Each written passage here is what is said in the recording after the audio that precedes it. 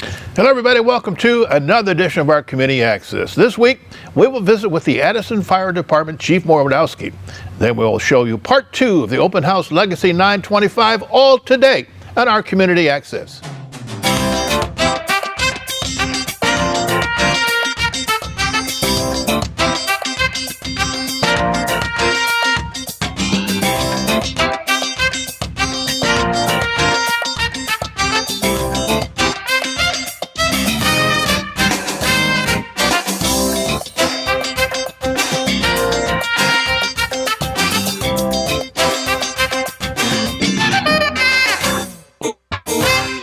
Welcome back. This is another election coming August 7th in Addison Township. So Chief Morodowski wanted to explain to the folks in Addison Township what he plans to change. With the story is our reporter, Rachel Baker. Countless hours of national news coverage are spent acknowledging the bravery of law enforcement officers in large cities across the country, and for good reason. The tragedies that occur in large cities affect millions of people, and our nation's law enforcement deserve every bit of gratitude we have to give. However, it's easy to get lost in the wake of national news. We must not forget to acknowledge the people closer to home who keep us safe every day. These are Addison's finest. My name is Rachel Baker, and I'm talking to Chief of the Fire Department in Addison Township. So, Mr. Morodowski, I'd like to ask you about volunteer firefighters. What are you needing in terms of staff, and where are you at right now? Currently, right now, we're at 23 members, 6 full-time, 17 paid on call. I'd like to have those numbers increased and have a total staff of at least 30 would be ideal for what we do. Today's day and age, everybody's jobs are the real jobs are outside of the fire service is a lot more demanding than it used to be. So they're spending more hours away from home and things. So more paid on call to help supplement that would be beneficial. Then I asked him what contribution firefighters make on society outside of fighting fires. It's a lot that we do up here in Addison. I always like to say that we're the toolbox of society. If anything major happens, they call the fire department. So up here in Addison, we also transport too. So we do a lot of medical care as well as fighting fire. 80% of our calls are medical based, and we're using the ambulance. The other ones are wires down and stuff like that, and a few house fires that we do assist, and then have some of our own. So it's an all around job and very rewarding job. So anybody who's out there looking to do this, I guarantee that you'll have a lot of fun, the camaraderie with all of us, and it is just a lot of fun. Of course, you guys would be very tightly knit. I also wanted to ask training. What kind of training is required, and how would you go and get it? Unfortunately, today's day and age, there is a lot of training requirements for a paid on call. In Addison Township Fire Department, we take that burden on paying for those classes. It's a good year's worth of training. EMT training 6 months, and then fire school is 6 months. And there is, it's Monday night and Thursday night, and then every other Saturday, pretty much that whole year. So it is a time consuming adventure, if you want to say, but rewarding. What about the physical demands? There is a physical requirement to the fire service. We do have an agility test. There's 7 stations that are pretty easy. It's just to make sure that you can do what's required for this job. Absolutely. So I see around here we've got all these nice fire trucks. Can you tell me a bit about these? Yeah, this is our ambulance. We are ALS, so we do transport advanced life support, which means that we have paramedics on board, and we transport, and we can also push drugs and things like that for the patient. Well, let's go over and take a look at that, actually. Okay. So can you tell us a bit about that as you're speaking? So this is the ambulance here. This is our Alpha 1.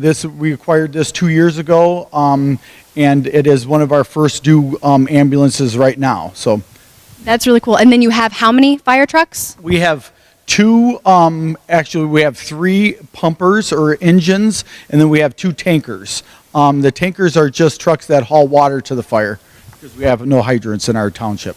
Gotcha. I bet that's got to be difficult. Yes. And on a fire, actually, that's where all our manpower is, to actually bring the water to the fire. So it takes a lot of people to actually run an actual house fire. What would it take to put hydrants in the township? Millions of dollars. It wouldn't be feasible at this time. Have you ever run out of water? Well, we haven't. we haven't run out of water. We just have the need of getting it there fast enough as we get it, because we have ponds, lakes, and streams throughout the township, and we have drafting areas marked out where we can grab water quickly. So no, we've never really ran out of water. We haven't gotten it there fast enough, but we haven't ran out of water. I understand that. That's really cool. You guys can pull water out of the natural resources just around you? Yes, exactly. If you look right straight ahead of you, those hoses up there are actually the suction hoses, and it's like a big straw. And we draft the water from the ponds, lakes, and streams into the truck, and then we put it to another truck, and then that takes it to the scene, and then we put it out from there in the hose lines. So it's a complicated mess. That's really neat. What is your favorite part about being a fire chief? The people in the town.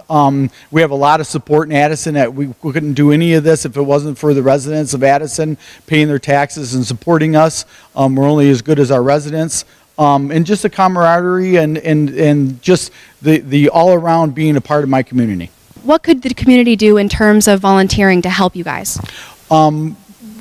Financially, our township does a lot. I think it's just the time. We need somebody to dedicate some time in their community to really help us out. That's where we're hurting for the paid on call. And it's a national problem.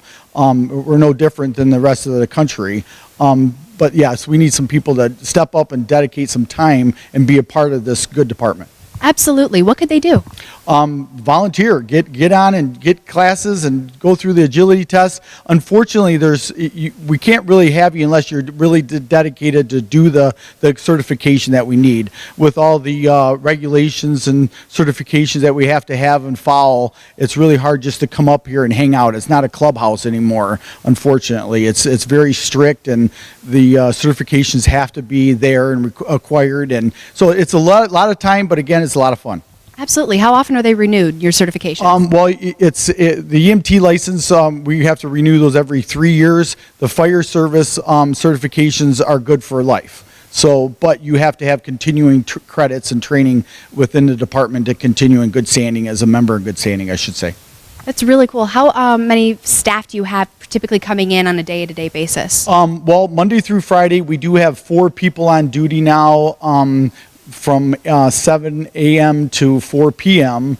And then in the evenings, we have 2 people on duty. So we also, during that time, I should say, there is one 24-hour person that works shifts. So in the Kelly system, which is unique in the fire service, but every fire service does it like that. And I also want to ask on behalf of the community, when we are in an emergency situation, our first go-to is 911. How did they get to you? Well, the phone call goes into our dispatch, the call taker, at a PSAP. They grab that call, they take down the information, and it is kind of time consuming, but that information that you're giving that dispatcher is very pertinent and very important for us to get, because we know where to go, we know the nature of the call, what trucks to pull. So that information is, sometimes I've heard people say they've called 911 and there was a lot of conversation and questions, but that is really important questions. It does take 30 seconds or so to get those questions out, but it's good for us. And then it goes to the call. The call taker then sends it over to the dispatcher, and the dispatcher notifies us through our radios, and that's how we get the call. That seems really efficient. Yes, it is. All right, thank you. All right. Then Chief Morawski offered to show us some innovative technology they've received in the past couple years. So this is a new machine, right? Can you tell me a bit about it? This is our auto pulse. This is a artificial CPR machine. It actually stopped right now so you could give rescue breaths. And it compresses at a rate of 30 to 2. It actually does better CPR than we could ever attempt to do on our own. Compresses the patient's entire chest. And it actually makes the patient, gives them a lot better chance in a CPR situation. And we can actually, once we establish an advanced airway, we can switch it over and it'll work and compress continuously. And we can give breaths at every 8 to 10 seconds. That is really cool. How new is this? When did you guys get this? We got it 3 or 4 years ago. We've used it several times, and it works great. It actually helps give you a little bit more space in the back of the ambulance when you're doing a code, because you don't need as many people there to do compressions. And it makes our job a lot easier. We can focus a lot more on our treatments rather than just doing compression. So Right, and I'm sure it saves you a lot of energy too. it does, absolutely. Doing CPR from here all the way down to the hospital is exhausting, even with a couple of people doing it. So I bet. it definitely helps out a lot in that aspect as well. All right, thank you. Welcome. Then I got to see the inner workings of an ambulance. All right. I'm here with Rob Fitzpatrick, the EMS coordinator. Can you show me what this chair is? Is this new? Yeah, this is new. This is actually our stair chair. We use this when we're moving patients from like an upstairs in their house out to our cot to put them in the ambulance. It's not safe for us or patients to move their cot, our big cot in the ambulance, up and down stairs in the house. And so we put them in this, and we can wheel them all over the house and up and down stairs, and it's no problem. Is this used for disabled people or also wounded? Anybody that can sit in it, as long as they can stay upright, we can put them in there. All right, thanks. Can you show me a bit in the ambulance? Yeah, absolutely. Okay, so this is the inside of an ambulance. Can you show me a bit about what each compartment is, what you guys do in an emergency situation? Yeah, absolutely. This is right where we do our work. This is what we consider our ER. This is a safe place for us to work. It's well lit. It has all the equipment that we need. And our cabinets are kind of set up in a certain way. Up here, we have all of our airway stuff. I mean, oxygen delivery devices, our oxygen hookups right here, and also this is where the head of the patient is. Right? Makes sense. I need to put something on their face to breathe. It's right there. We have all of our IV equipment. We start IVs on most of our patients with any fluid or medication administration, anything like that. Then as we move down, excuse me, we have some trauma stuff in the next two cabinets, ice packs, heat packs, trauma blankets, burn sheets, anything that we might need for bleeding control or anything like that. Keeping our patients warm is one of the biggest treatments for shocks. Who sits there? That could be any of us. Usually if it's only one of us back here with the patient, we'll sit right to the left of the patient so we can see them and talk to them. If we have 2 or 3 people that are doing things, somebody can sit there. If they're controlling the airway, it's a good spot for them to be. Perfect. Thank you, Mr. Fitzpatrick. No problem. Thank you. Then I got back with Chief Morawski to ask him more about the millage. Right. So, Mr. Morawski, you told me about a millage that you guys are having. Can you tell me what that's all about? Yes. Actually, currently, right now, the fire department operates at 2.25 millages. And years ago, they set them up as 3/4 mills. And we had to renew those every 2 years. So what I did 7 years ago is I started combining those and having them renew this year in 2018. So I have 3/4 mills equaling 2.25 mills going to the vote now. So we're asking for that millage to be renewed. It was previously voted on, but we'd like to have that as 1 mill this year, one voted mill, so to speak, for our residents now. So we're asking the residents to vote yes on our 2.25 mill, which is previously voted on, vote combined. So that would probably be a better way to put it. But yeah, we're really hoping that we've always had support from our residents in our town, and we have to keep moving forward with that in our operations. For those Then I asked what the implementation would be on the department if the millage was passed or rejected. Okay, so if the millage does not pass, we'll have to try again. And if it doesn't pass, we would cease to exist then. We wouldn't be able to operate without the money and the support of the community. So if we voted yes, it would give the fire department more money. No, it'd give us the same money we have now. That's the advantage. So what we did, instead of going every 2 years to the voters, I combined it, and we're going to go every 6 years and 1 millage amount.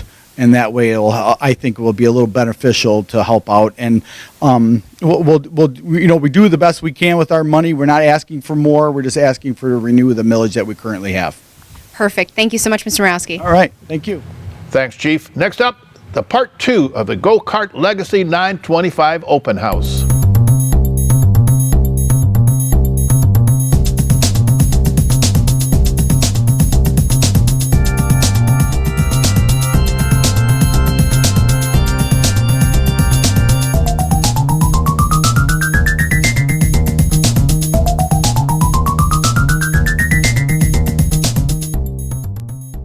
My name is Rachel Baker, and we're here at the Legacy Center where there's a big grand opening. You can see there's a ton of people. We're going to have a lot of fun, and we're going to talk to a lot of people. There's a grand opening for a restaurant, so we're going to see what that's all about.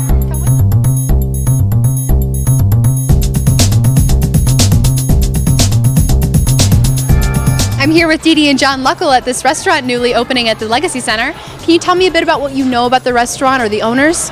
I know the owners are Christian Mills and Mike, I don't know his last name, I'm sorry, Link, I think. They have partnered together for this Legacy Center, and it's been an awesome beginnings here. The restaurant should be opening soon. Our event center is going to be opening soon, and they're going to have all kinds of great foods. Passport Pizza, I believe, is going to be our caterer. So we have a lot of things planned for the future here. We have some weddings we're going to be booking and some entertainment we're going to be booking. It's going to be a great place to come and have fun.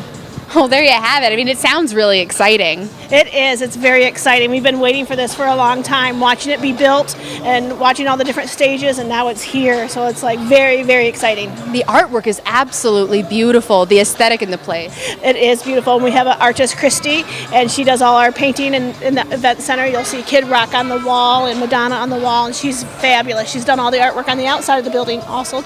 All right, well, there you have it, folks. Come out to this restaurant in the Legacy Center. It's really cool. Yes, it is. Come on down.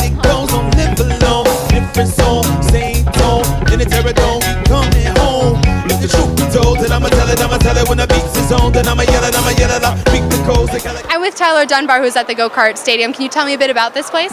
Yeah, our Go Kart track actually just opened up. I would say probably it's been open for about a month now. So far, everybody who's come through, they've loved it. They all enjoy it. It's definitely a new experience for Urban Air as a whole, because we remodeled here as well right before I came in to start working here. But yeah, it's a fun experience. You know, it's fun working. It's fun working the go-kart track, and it's fun watching people race, and they definitely enjoy it. What ages do you typically see coming in? Anywhere from between ages. So with our heights, they can be a certain height to ride with their parents. So we'll have parents at ages 40, 50 years old to kids at the minimum at 10 years old. Oh, that's really cool. You get people of all ages. Of course, yeah. They and everybody's loved it. I'm sure it's been pretty popular too. Oh yeah. It's come, down through Lapeer. We've had people from Flint. We had people from Canada come here, come through the go-karts as well. No way, from Canada. Yep, from Canada. So that was fun. Interesting. Get to talk to them a little bit. So. That's crazy. I heard that you were giving discounts for passes for these people in the line. Yeah, I believe so. I'm not 100% sure on how that's working, how the front line is working. But there is discounts. There's packages that people can buy. Okay, well, there you have it, folks. This is the Go Kart Stadium here. Come down and check this out. It's really fun. We're going to get I know we've got some B-roll of this. It's going to be really cool. All right, thanks for talking to me. You're very welcome. All right.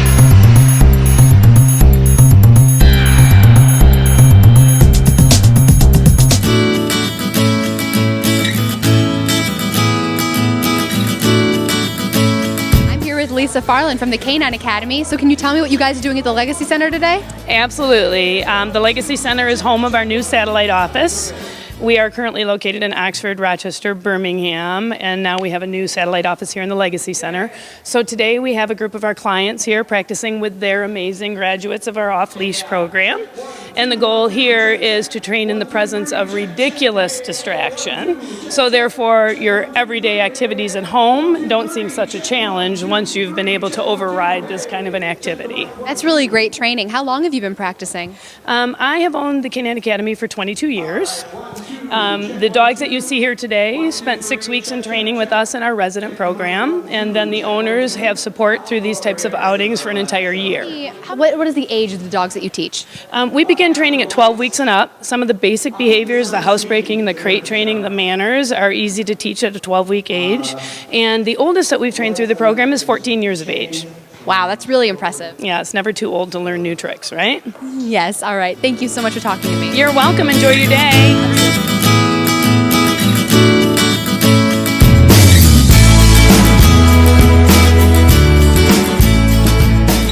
What's your name? Devin, All right, Devin, how old are you? 10. All right, what is your favorite part about this Legacy Center? Either the go-karts or the kitchen area.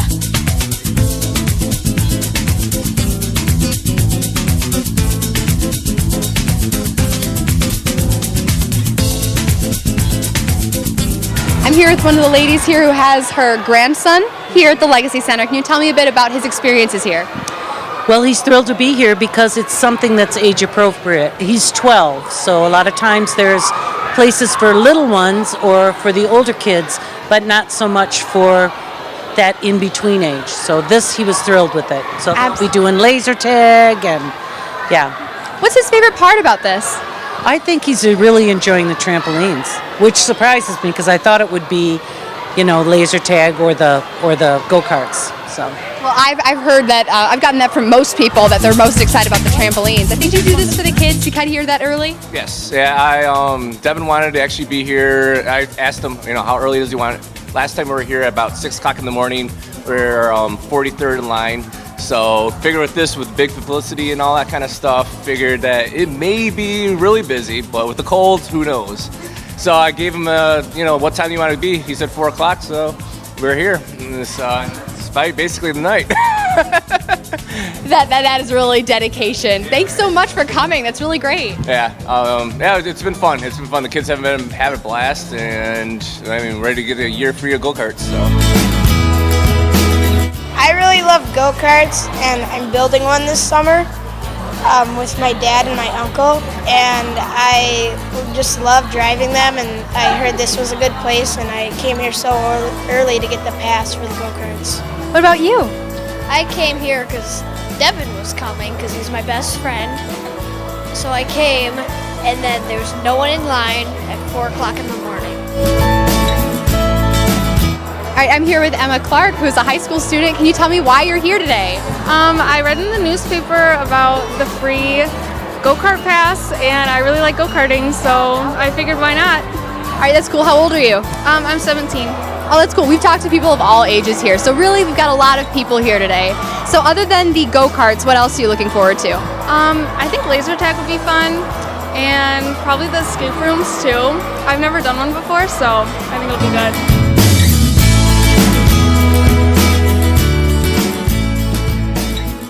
I'm here with two girls who've been staying here, waiting in line to get into the Legacy Center. So can you guys tell me what's going on, why you came so early? We're here for the grand opening. We're grand opening for the Legacy Center, and it's like a reward that we get if we buy a pass for it. Oh, okay. And what about you? Why did you guys come here so early? What were you trying to get? Well, if you come here, the first 500 people here get a discount on the pass. You can either get one for jumping, laser tag, the go-karts, or just like the activities they have here. That's really neat. What are you guys most looking forward to? Jumping. Yeah, urban air. Yeah. Urban air is really cool. Do you guys come here often? Yeah. Yeah. It is really cool. All right, thanks for talking to me, guys.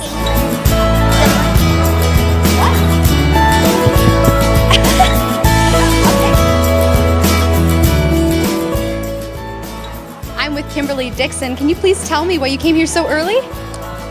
For my son Brady. He's 6 years old and he loves jumping at the park, and now they have the go-karts and the laser tag and the bowling, so he's super excited about it. And we got here at 8 o'clock last night, camped in the parking lot, and I think they opened the doors around 8 this morning maybe. Do you have a favorite thing? Jumping on the trampolines. Yeah, that's everybody's favorite.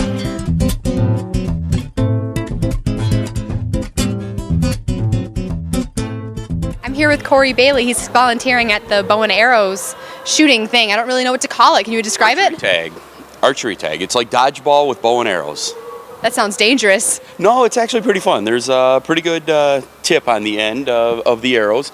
It does leave a mark when you get hit, but it's just like dodgeball with arrows. I assume it's a lot less painful than paintball. About the same. About the same. Okay, well, there you go. I mean, it looks really fun. Are these like to hide yourself around these things you can block yourself with? It's just like dodgeball. They'll come out, they'll grab arrows, and then you can hide behind here. The objective is not to get hit. If you get hit, you're out for a few seconds, and then you can come back in. But you have to either knock out all the other players or the targets on each side and not get hit. That sounds really fun. It is a blast. You got to come out and try it. All right, there you have it. Thanks.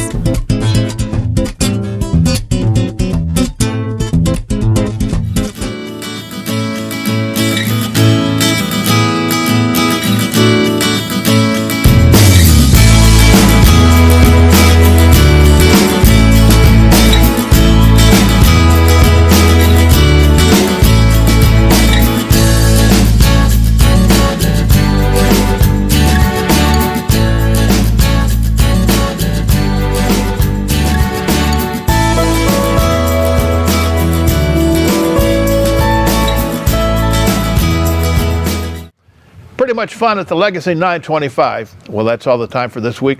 Look for us again on our Community Access. I'm Bill Service, and you have a great, great week.